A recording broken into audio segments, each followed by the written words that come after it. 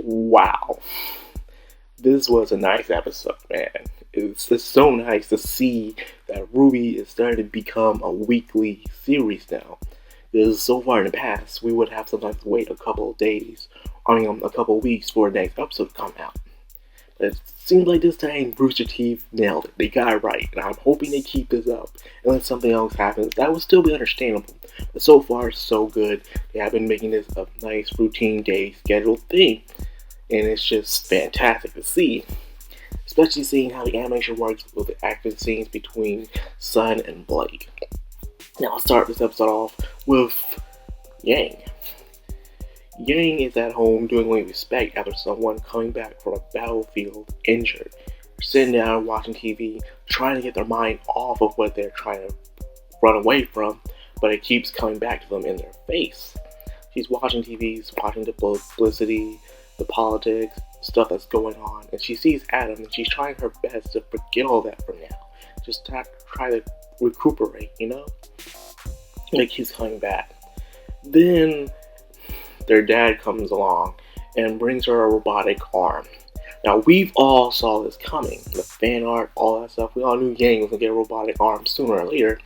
But however, I liked how they did this. I liked how they didn't immediately give her the arm yet. Like, she didn't accept it. Right now, she doesn't feel like fighting. In a way, Yang kind of wants to run away from this right now. She just wants to get things together in her mind. Because right now, her mind's not in a good place. She is still having flashbacks and still scared of Adam and what happened to her back in Volume 3. And I like how they went with this. Not automatically, yeah, I put an arm off, I want to fight my friends and stuff. No, it's give me some time to think things through. Give me some time to recuperate my thoughts on the situation. Right now, she's not sure she's ready for anything. She's just trying to cope with just having one arm right now. Sweeping the floor, getting the mail, cleaning the dishes, you know, the regular stuff for right now. And you have to take these baby steps. It's called physical therapy. And that's what she is going through right now. She needs to get used to having one arm. And sooner or later, as she accepts that fact, and gets over this Adam situation, she'll be able to put on the robotic arm. So I'm glad they did not rush this, at least. I was kind of scared saying, oh man, don't give it to her already. We get a chance to see her gloom and stuff. Because seeing that gives her a great personality and great character development, seeing what she's going through right now. Zing's actually a good character. The only problem is that they don't give her enough screen time. Of all the four main characters in RWBY, Yang's the one that gets the less screen time than anyone. It's kind of a giant injustice to me. Next, we go on into the main sauce of the episode, and that is Blake and Sun. Blake is, of course, on the boat, and she's doing what she does best, run. And like Yang, she got to try and get some things sorted out as well. So she's going back to her hometown to see her family. And guess who's along? Sun. Right when Sun comes into this episode, everything just pretty much brightens up. I guess that's why they call him the Sun, because he just brightens up the mood in everything he does. He is funny, wisecracking, he is cool, an amazing fighter.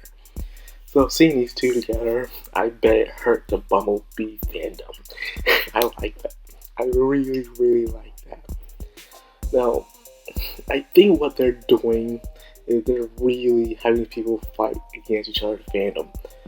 It's interesting how they have Blake and Yang's story to be played in one episode, while also having Sun at the same time. So in a way, it was like a love letter to the Bumblebee fanship and the Blake and Sun fanship. So it's like, which ship will win and stuff like that. And in my opinion, the Sun Blake ship is going to win. We never got any confirmation to see if Blake was lesbian or not, but at the end of the day, I don't think she is. I just think it's just a giant friendship thing going on. Blake has some serious trust issues, as you can see, and didn't like Sun following her. So yeah, she is not going up the right thing as Sun thought she was going to do, but she's going to do what she does best, run. She's running away from them. She doesn't want to fight them just yet, because she's not ready. She could barely even light a candle to Adam whatsoever. And now they're off to set sail, because you know nothing's going to stop Sun. And Sun's abilities are just amazing. In a way, their abilities are kind of the same. Hers is more of a better physical copy of Shadow's, while Sun's shadows seem to last a bit longer. And also, it seems like Cinder is having suspicions. Cinder's having suspicions not Cinder, but Salem. Oh my god. Salem is having suspicions with Cinder, seeing whether or not if she is telling the truth about Ozpin. Seems that Ozpin might still be alive and not dead after all. Cinder could be having her own motive, as some people suggested back in Anal Volume 3, where Para asked that she believes in destiny. Cinder kind of shed a tear and said yes. So something's going on probably. Cinder probably has her own objective in this. And she was trying to get out of Cinder no matter what. And this strange, creepy, tentacle thing was coming up in the hallway. I don't know what it was, but I believe it's some type of mind eater thing. A thing that makes you spill the beans. It controls you and does whatever the master tells you to do. That's what I believe that thing was.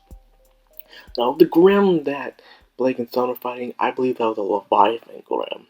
They're mostly seen in water. They look like dragons. And you can see them in water tons of times. They're very legendary, powerful creatures. Some people even say that Leviathans exist even before angels did. They're very powerful and nearly immortal. Anyways, this was a fantastic episode. Animation was pretty cool and spot on, especially the funny scenes between Blake and Son. And plus, we also got to see some Yang development. You know, how she's taking things and how she's still shocked by Adam's attack. And we get some confirmation that Cinder might be hiding something from Salem, and Salem's having some suspicions. She's wondering what is going on. So yeah, that's it. I hope you guys enjoyed. I'm looking forward to next Saturday. This reminds me of how watching Saturday morning cartoons, man. That's what it reminds me of. So I'm excited to see what happens next, and I hope you guys are too. So what do you think is going on? Is Ozpin dead? If it's no, if Cinder has her own objective, what do you think it is? Anyways, all I got for this episode. I hope you guys enjoyed the video. If you did, please rate, like, comment, share, subscribe. Share if you could. I'll be much obliged. This is Madcrownxox, signing out.